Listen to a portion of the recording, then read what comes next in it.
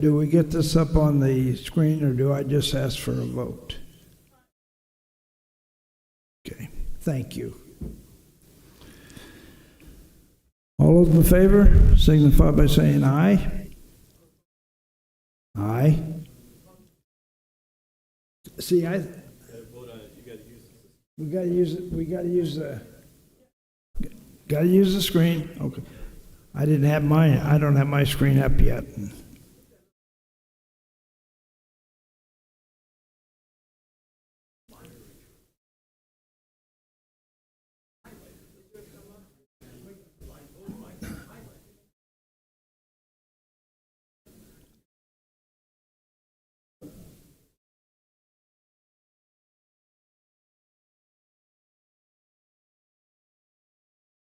Has the screen come up for everyone? It hasn't come up for me yet.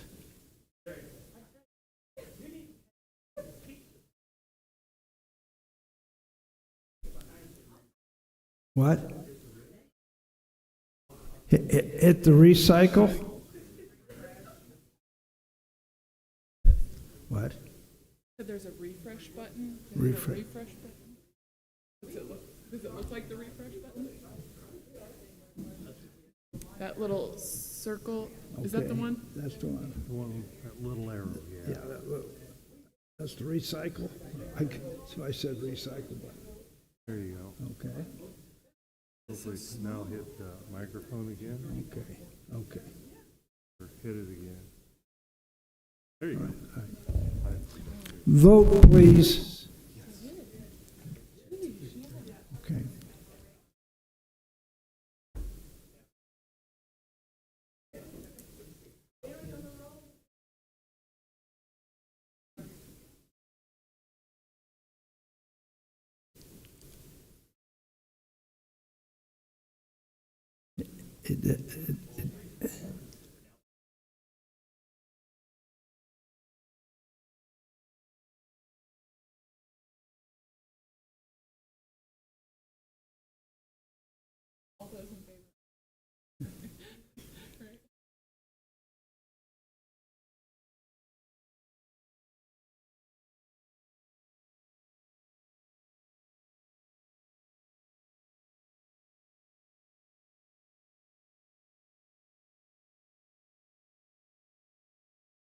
We got $1 million and we're waiting on a dime, and that dime is me.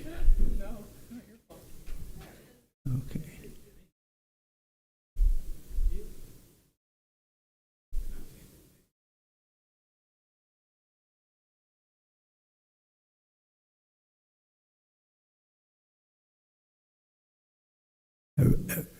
Everyone's recorded.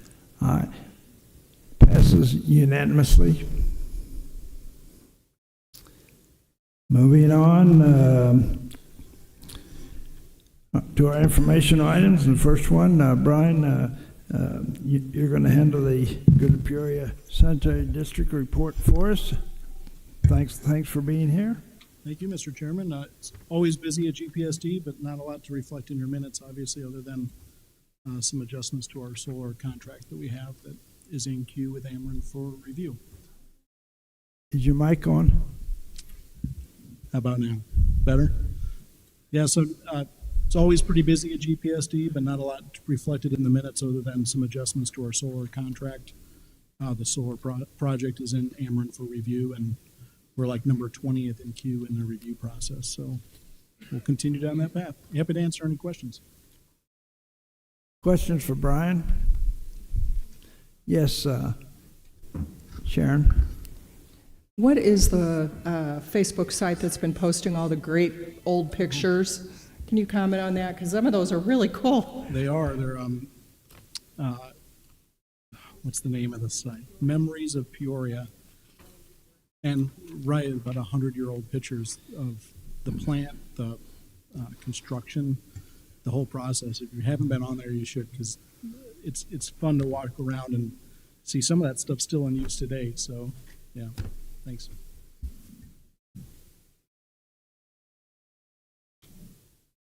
Any other questions? Thank you, Brian. Thank you. Calvin? we're up to our facilities report. Thank you, Mr. Chair. The updates through our facilities, starting with the jail, the sink conversion, we're still waiting on units to come in to get those installed. The ring road, we did have a meeting and we are slated to start April 14th.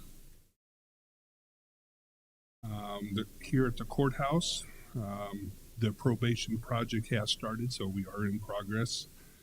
The Main Street Steps Plaza Fountain, of course, is in conjunction with Terra Group. We did have a pre-bid last Friday for that. So hopefully soon we'll be getting some information in. The exterior envelope for the courthouse is still in progress. The Sallyport roof, which I had neglected to put in the past, it is done. We are just waiting on a roof inspection so we can get the final pavers put on. To get it wrapped up, the circuit clerk, treasurer's office, and order protection, we're trying to get a pre-construction meeting set so we can get started on that one. And out at the highway, we did have a pre-construction meeting for the salt dome, and I believe it's tomorrow that we have one for the fuel station. Happy to answer any questions.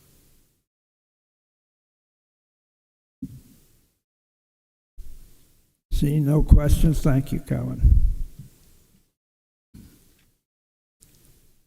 Our next item, Heather is going to handle this for us. Got to do with our capital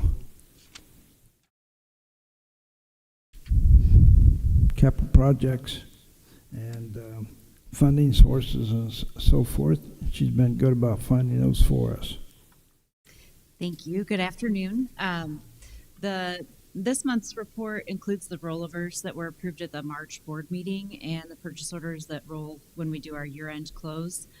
So you'll notice the revised budget for fiscal 25 is larger than the original budget by about $18.7 million, given all of those amounts that were rolled forward. You'll also see negative amounts on 3 line items: the storefront doors, PCAPs, HVAC system, and the highway fleet remodel, as those are rolling under the construction management projects. So they're still on deck to go forward. They're just going to be included in the construction management projects with Core and PJ Hare. If you have any questions, I'm happy to answer those. Seeing no questions, thank you, Heather. And we're into our resolutions and need a motion, please, on the first one that has to do with a crossing. And motion by Denny, seconded by Marcy. Good afternoon. The Rock Island Trail crosses Cedar Hills Drive about a half mile east of Village of Dunlap. And the old trail is on the old roadway, or old railroad, I'm sorry. And it takes pedestrians, they have to travel 130 feet across that intersection to get across the road. We've had several concerns about safety. I know the Dunlap cross-country team uses it when they're out running, of course, bicyclists and regular pedestrians too. So we have devised a set of plans in our office to shorten that crossing up and make it a lot safer. We're also going to add some flashing beacons so the pedestrians can walk up, they can hit that, hey, be careful, we're going across the road. So IDOT requires us to do an appropriation before we do the bid letting. So this appropriation is appropriating money for construction. Next month we'll have the bid. We are going to bring a bid letting to you for approval. So we are asking to appropriate $120,000 for this project. I'm thinking that it's probably going to be closer to $80,000, but we'll give ourselves a little buffer room just in case prices have accelerated. Happy to answer any questions.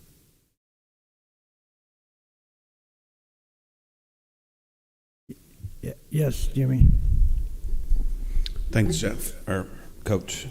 Jeff, I'm glad to see this was designed in-house, but can you, and I'm not opposed to it, but just when we had this whole Hannah City Trail conversation, explain to me how the Rock Island Trail works. Like, do we have long-term maintenance or costs with these lights that will be associated, or does this get turned over to the park district after? Why are we making the improvements even though it's our road, but it's a trail? The improvements are going to be completely in our right of way.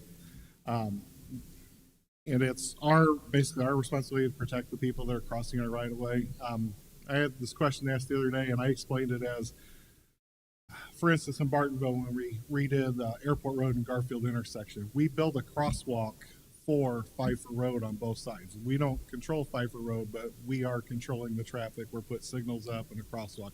I'm viewing this as a type of a crosswalk just to get people across our roadway safer. So we are going to maintain them. It's a low cost. The city of Peoria does that. We had a similar set of signals put up in front of Oak Grove School a couple years ago. Same situation.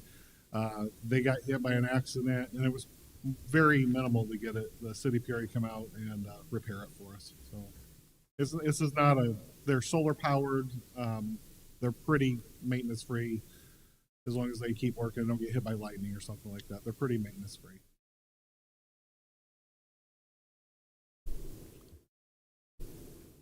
Paul? Thank you, Mr. Chairman. I just want to thank you guys for putting the flashing lights for the pedestrians, because that brings, for me, almost it brings it to the thing that somebody wants to cross, and you know, they press it, you know they're wanting to cross instead of just standing there looking at their phone talking and that. So as a safety issue, with so many pedestrians seem to be getting hit lately, I'm glad you're doing that. That's a great thing for our citizens. Thank you.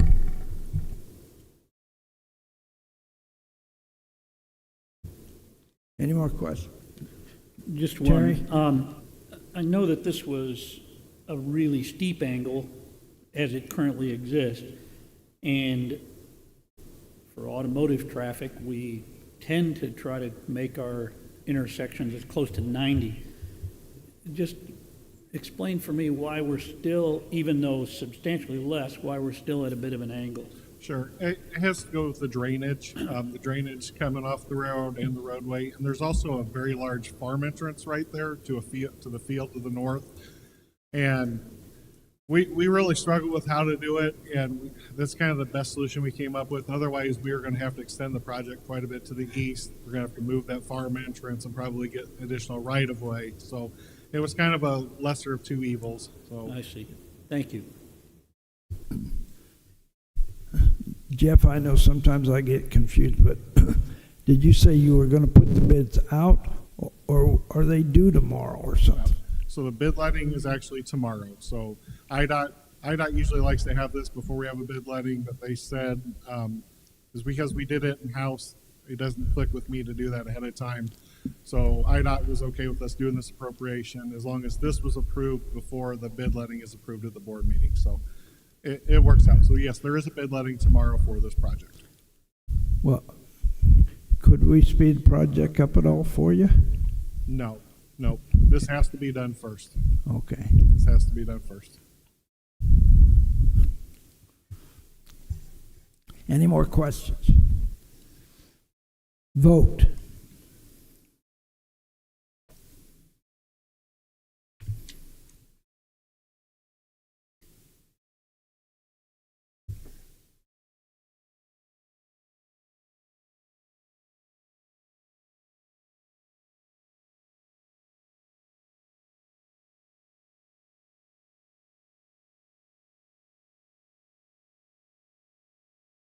Danny Couch.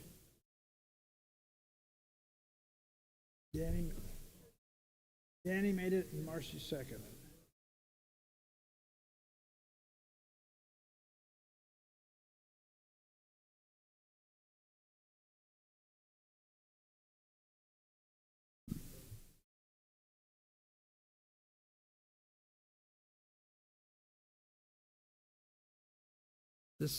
This is easier for me to see.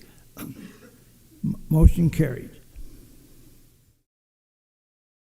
Our next resolution we need a motion on has to do with hiring an engineering firm. So I need a motion on that motion by Betty, seconded by Sharon. We have a bridge on Kickapoo Creek Road. It's pretty near Meister Plumbing, if you're familiar with the area, just south of 116. Last couple inspections have indicated we got the deck beams are starting to fail. You can, in your pictures here, you'll see 2 cracks running longitudinally with the beams. That's indication that the major reinforcement, which are high-strength cables, are failing. So we want to get the bridge rehabilitated before we have to close it or do major weight restrictions on it. So we've asked Hutchison Engineering to provide an agreement with us, and the amount for that agreement is $107,010. We'll get the rehabilitation design, and we will have it under construction in 2027.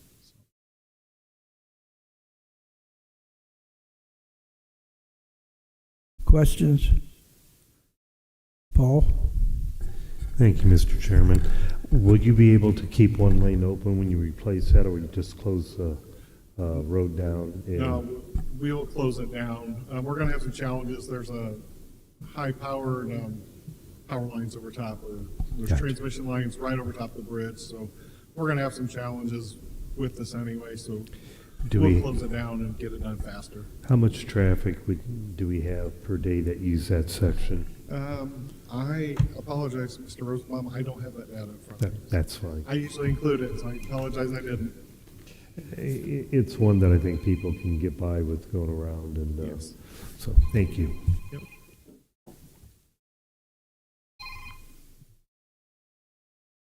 Excuse me. How long will it be closed, Jeff, do you think? It's only one span, so I'd say maybe 4 months tops. 4 months. Assuming everything goes well, we get materials. Any more questions for Jeff? Vote.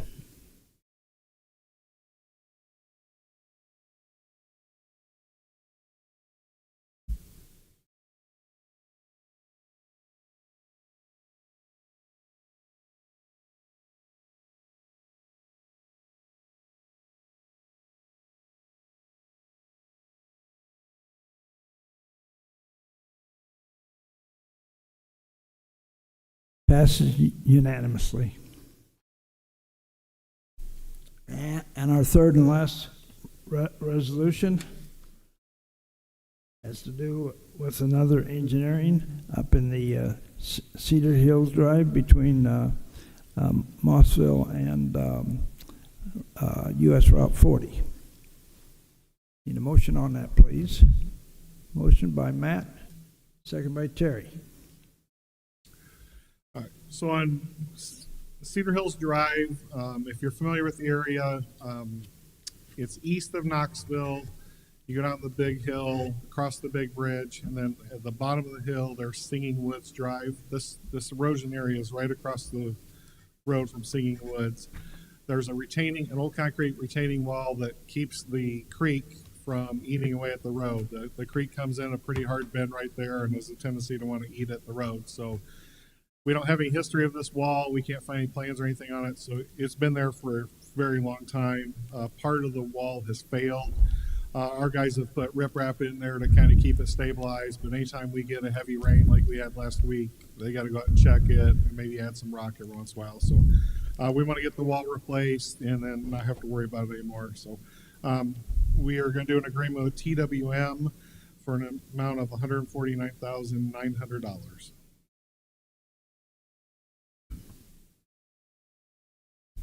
Jeff, in one part of that it says TWM and another part EWM. Is there a difference, or have they changed names or something? No, it's TWM. I maybe had a typo somewhere. Oh, it's just a typographical error? Yeah. I would assume so, yes. Okay. The other thing, when I was looking at your photos and so forth, how far are those slope walls? How far will you have to go? It's about 150 feet long, I'm guessing. So I Yeah, okay, thank you. Any other questions? Go ahead, Paul. Thank you, Mr. Chairman. Are you going to replace the whole retaining wall or just the part that went bad? Yes, we're going to replace the entire retaining wall. We're going to look at three options, depending on how the soil boring's made. We may just put a sheet pile wall in. We might put a sheet pile wall in that's tied back, or we just may replace it with another concrete wall with the footing. That's part of this is an analyze what's going to hold up better based on the soil conditions and what's going to be the most cost effective. Thank you.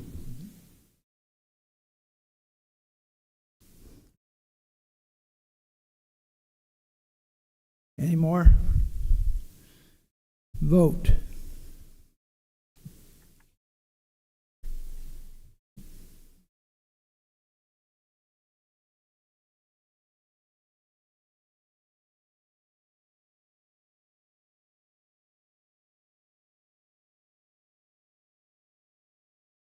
Resolution passes unanimously. I didn't get a thank you. Jeff, did he leave? Nope, I see him. All right, thanks, Jeff. Next item of business is, let's see, review of our executive minutes, and our learned counsel will tell us what to do. Thank you, Mr. Chairman. It's the recommendation of the state's attorney's office that all previously held minutes continue to be held because the need for confidentiality still exists, and to destroy executive session audio recordings that are more than 2 years old, except for those that relate to pending litigation. We need a motion to act on this recommendation. Motion by Sharon, seconded by Terry.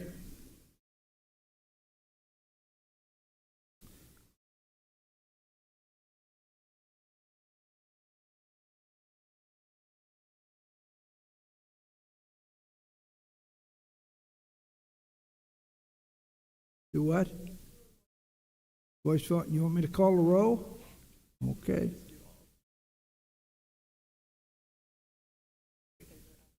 All those in favor of accepting the recommendation from the state's attorney's office signify by saying aye. Aye. All those opposed signify by saying nay. Ayes have it. Recommendation passes. Thank you, everyone. Public comment. We got anybody here that's interested in making a statement regarding the public? Jim? Couple things. I think Administrator Sorrell was going to show us the drawings as promised from Saturday for the courthouse grounds. And then two, just wanted to make sure everybody noted, and there was a very nice article done about two of our engineers for women in engineering this week, and then also recognize the engineers at the city for women in leadership in that. So it was very well done. So congrats as always.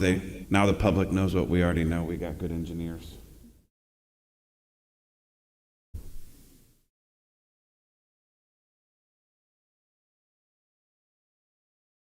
Yes. Sharon, did you have a comment? Yes, I Okay. have miscellaneous. I just wanted to let everyone know that it looks like the last day that the landfill will be open is April 19th, 2025. So more information will be coming out in a press release tomorrow, and I'll have some stuff posted on my Facebook page, but just wanted everyone to be aware that that's coming pretty fast. Anybody have a comment for Sharon? I'll say thank you, Sharon, for alerting us to that situation. Paul? Along with Sharon's thing, I've already had a constituent contact me that wanting to know what we're going to do because they don't want to drive to Chillicothe or Hopedale for this stuff, and they're afraid we're going to have a lot of dumping out in the county, out in the rural roads and that. So is there anything that we've got, is there anything we should be telling our constituents what to do? I remember years ago when they'd do it over on our place, would just go through the trash, find their name, then call the cops. But some people aren't real smart and they leave their stuff in there, but didn't know what we should be telling our constituents. Do we have a plan until they get, because it won't be till what, January, February before the transfer station? Early 2026. Early 2026. So is there something we as a county board have to do or should do? I'm just throwing that out there just because of the question I got. Thank you. So I'll make a comment on that. I actually did reach out to, obviously, Limestone Township Supervisor, Derek. I'm going to send this flyer to him tomorrow, but there's going to be a press release coming out tomorrow, so there'll be plenty more information. There's also going to be a mailing done, so folks know. But yeah, the free loads are going to have to go to Indian Creek or the Wiegand Transfer Station, which is in Chillicothe. And then also part of this will be the negotiated contract for the unincorporated areas of the county. So people have the option to opt into that. Thank you. And did you want to make a comment? Okay. Mr. Sorrell, are you ready? Hey. In light of that, Mr. Chairman, I do have a comment. Go ahead. Early in March, Brian Johnson at the sanitary district. By the way, he's not always my favorite Brian Johnson, but he's always in the top two. Anyway, Brian invited me to go to Springfield. I also serve on the Chillicothe Sanitary District. We do not have the resources that Peoria does, obviously, but he was more than willing to share his expertise from the standpoint of financial planning, and I had a nice luncheon with his people, and it's just an incredible resource that he stands ready for our small town and a lot of small districts around here. The expertise that they gain from having a larger budget, he does not hesitate to spread that around. So I want that on the record. I wish he was here to hear it, but he does a great job for us.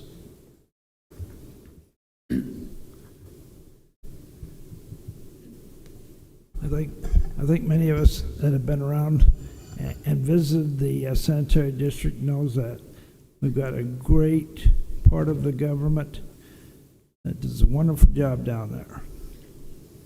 Mr. Chairman, I'd like to single out the other Brian Johnson that did a great job. About 3-4 weeks ago when I returned, we had some huge shrubs. The arborvitaes blew over in that 60-mile-an-hour wind, and he and his staff helped me, and we got them all straightened up in that wind. So I want to single out Brian for doing a good job. Thank you. Welcome to Brian Johnson Day at the courthouse.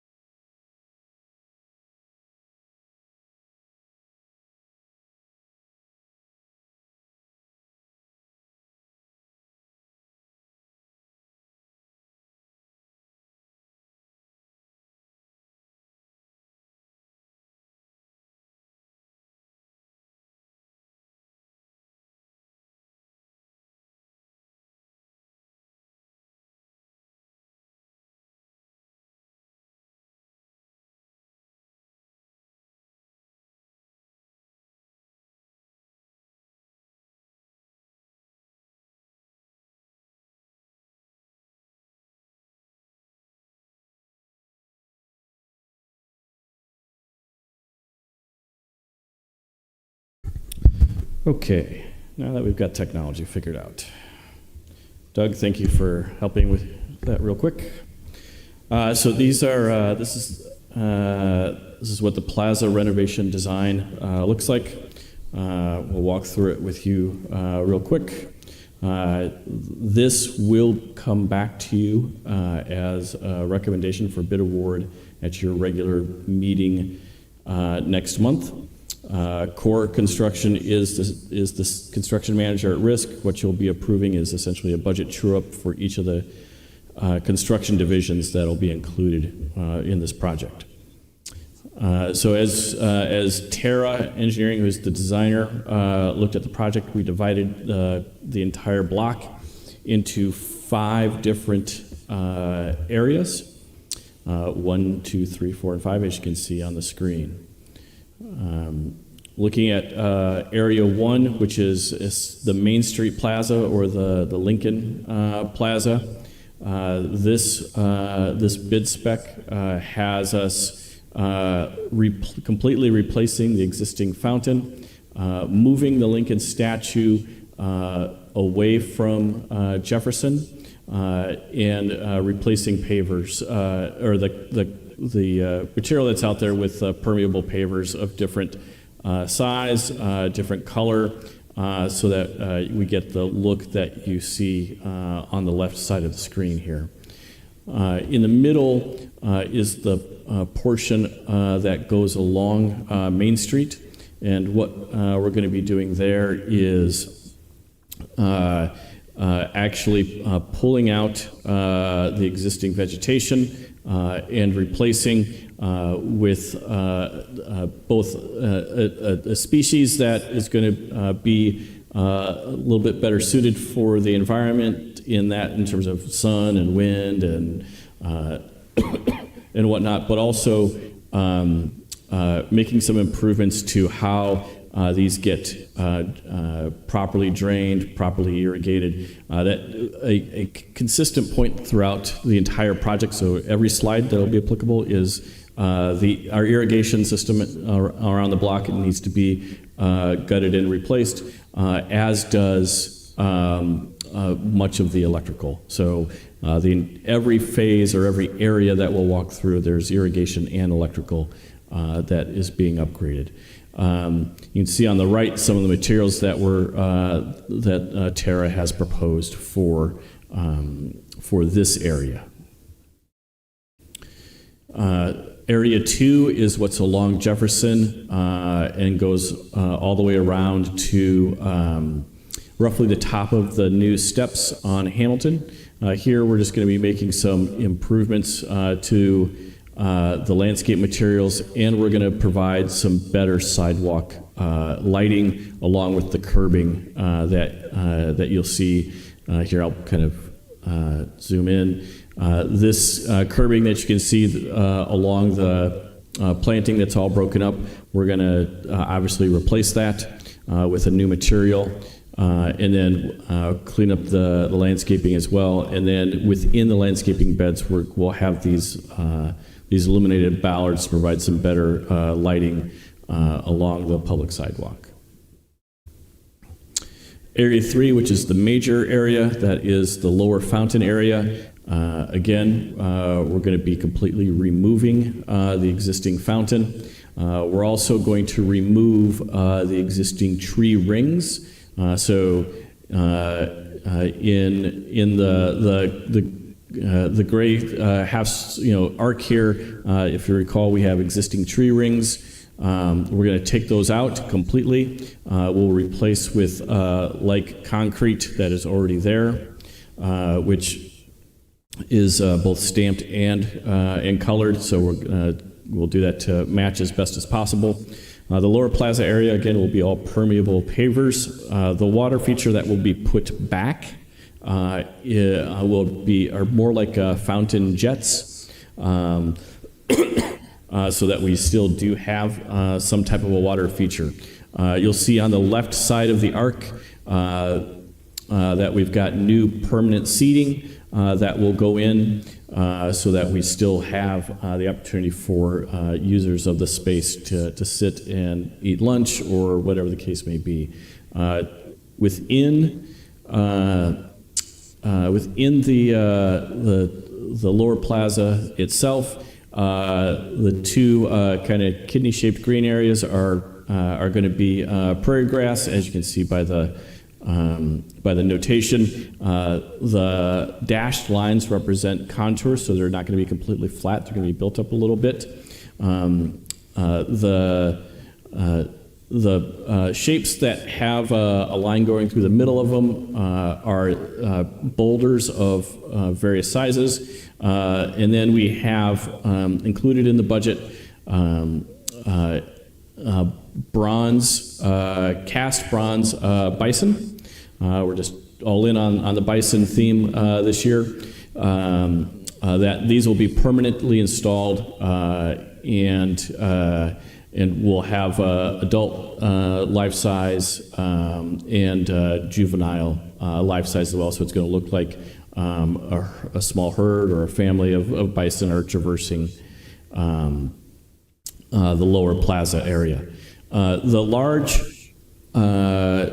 green space that is along Hamilton will remain untouched other than irrigation and electrical. Again, on the right side of the drawing here, the sheet here, these are some of the paving materials that were going to be used in this section. Going to section 4, what we'll be doing in this section is again, throughout we'll replace a lighting as needed. We'll also reset pavers as needed within the World War I and II area. No landscaping other than replacing irrigation and electrical where needed. Where the Korean, Vietnam, and all others memorial is, if you've noticed, there's been some erosion at the top of that wall. We're going to repair that with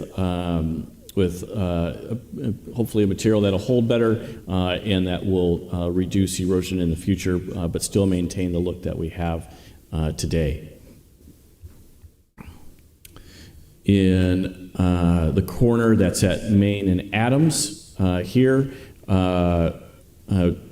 where we've got sandstone walls holding up the planters, those will be repaired or if even necessary replaced as needed.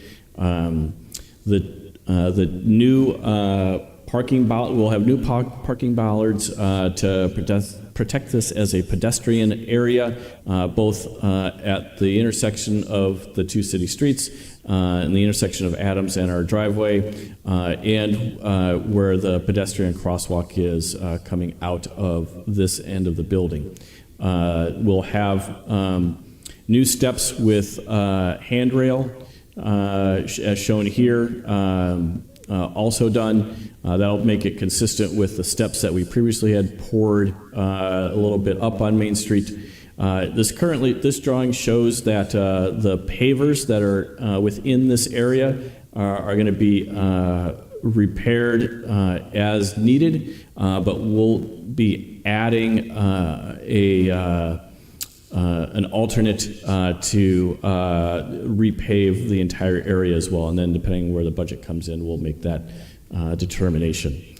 Again, various plantings and landscaping materials get replaced along with irrigation and lighting.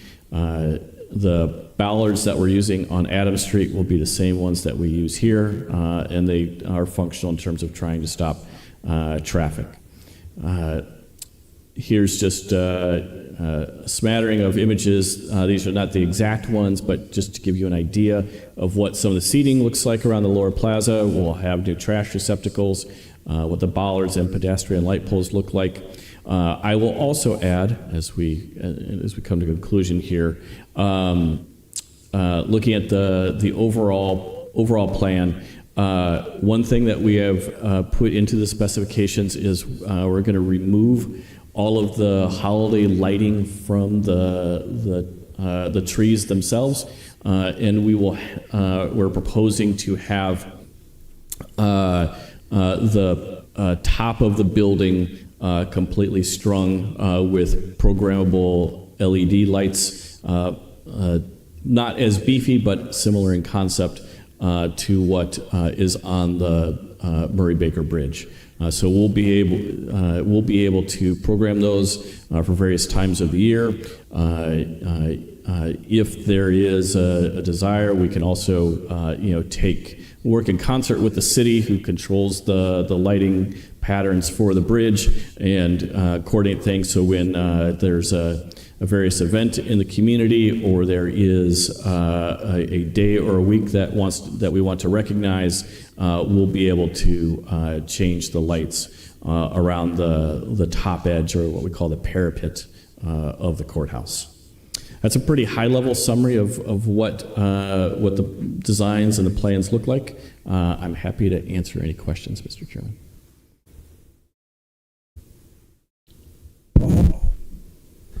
Thank you, Mr. Chairman. Scott, will there be lights in the fountains at night? Great question, Mr. Rosenbaum. So the fountain that will be here at Main Street, I believe, does have a lighting component. This one here is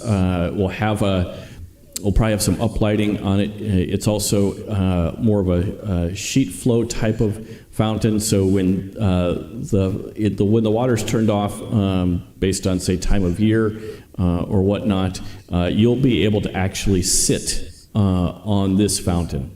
Everything gets recirculated underneath. There will also be some of Lincoln's speech that will be engraved into the side of this piece of granite that will serve as the fountain in the Main Street Plaza. For the fountain that's going to be here, we'll have these are more jets that are going to shoot up versus a more traditional fountain type of arrangement. I believe we've got some lighting built into this, but I don't recall off the top of my head just exactly what that looks like. Well, on some of the fountains that they have out there, they've got, with music, they change the lighting to that, and I thought now would be the time if they could implement that. That looked pretty sharp down there. I like what they've done so far with it, but just was curious on that, especially during Christmas time, and the other ones that, of course, I guess during Christmas we won't have water, but during the summertime, maybe Right. that'd be nice. Thank you. Mm-hmm. Marcy?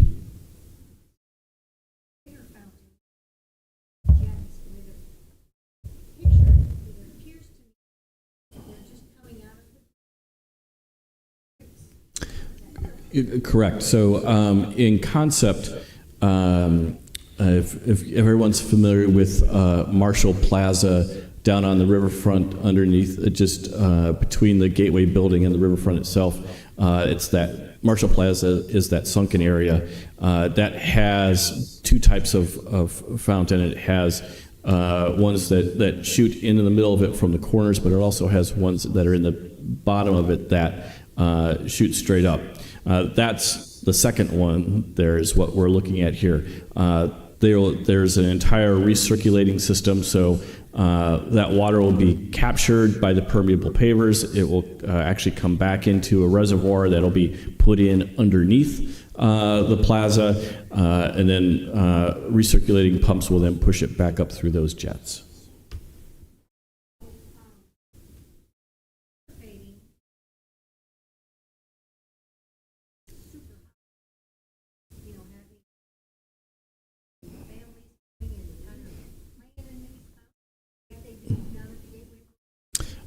That is something that we did anticipate and plan for. So if anyone does that, it will be able to happen.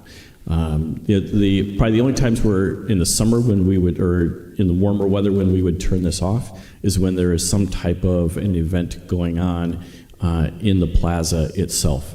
That could be in the spring when we have Arts and Education Spring Celebration, or we've got Hands Around the Courthouse is for domestic violence awareness is another event where we would maybe turn them off. But again, we're going to turn those off for a couple hours, and then they'll be on the rest of the day.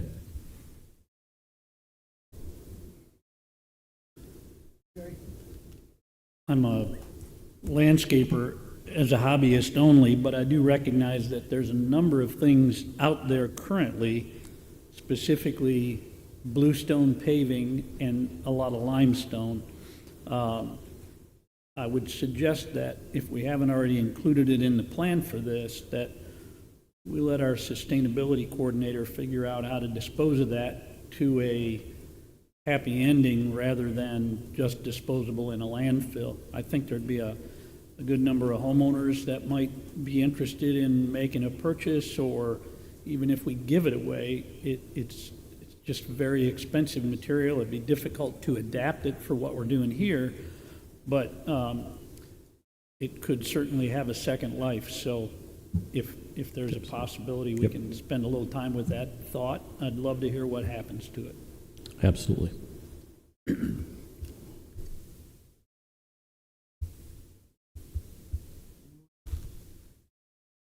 Thank you, Scott.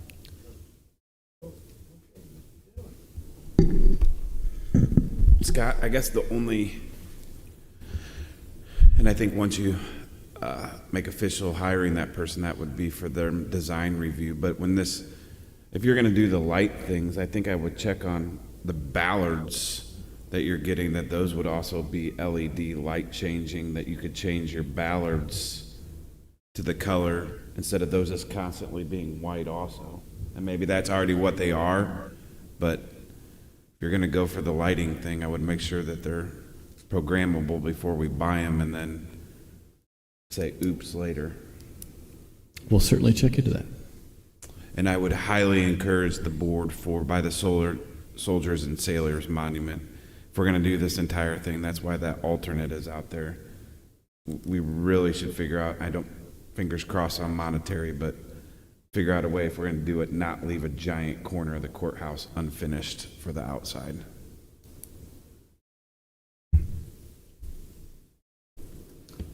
Betty?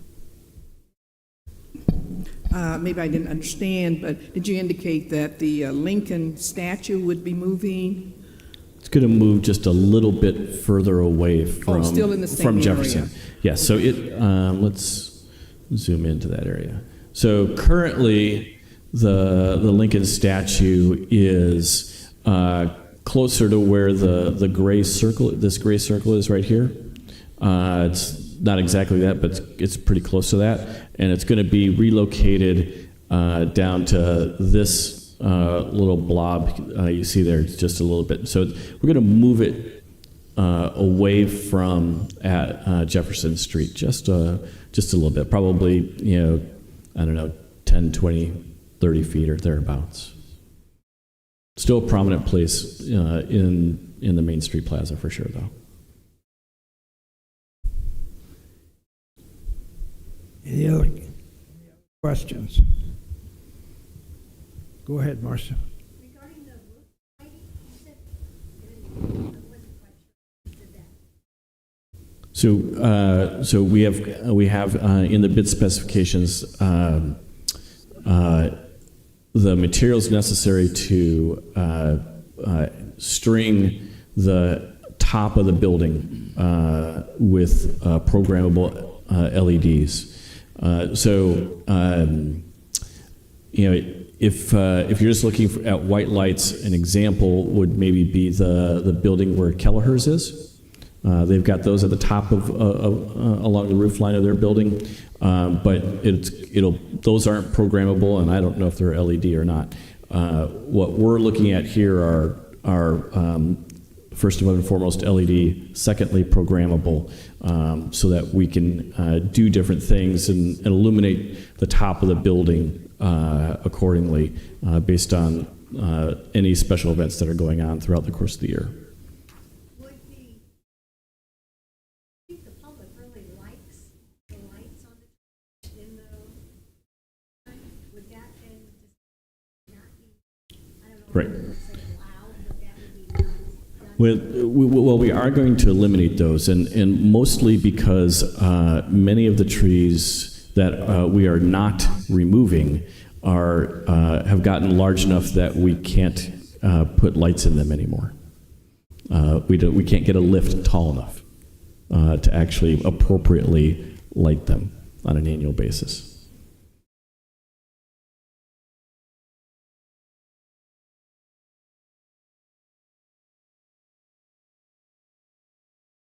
Anyone else? Well, again, thank you, Scott, for the report. Moving on. Miscellaneous. Do we have anyone on miscellaneous? All I will say is I think we had a worthwhile meeting last Saturday. I hope you got something out of it. I know I did, and just a few people I did visit with, they thought they enjoyed it. I don't know what Mr. Setti had to do with it, but I thought earlier in my reading somewhere that he was supposed to be involved. Now, was he? I don't know whether he was involved with you guys preparing it or so what? Was he, Scott? I missed the first part of that, Mr. Chairman, letting Shauna know that we could turn the monitor back. What were you asking? I wondered if Mr. Setti, who used to work for the city, and now he's in economic development, I believe, did he have anything to do with it for you? To do with what? Preparing that for last Saturday. No, he did not. That was all internal. That's good. But I thought somewhere that you guys had said that he was going to be part of it. Did I misread that somewhere? Possibly. We always solicit some feedback and some input from a variety of folks, but Mr. Setti was not intended or slated to help facilitate or prepare anything. Well, we had no outside expenses then for it. You guys all did it in-house, and that's great. But I think, as I said, it was very, very well organized, and you guys had prepared well, and I know I enjoyed it. Anybody else? Being no further business, meeting was adjourned.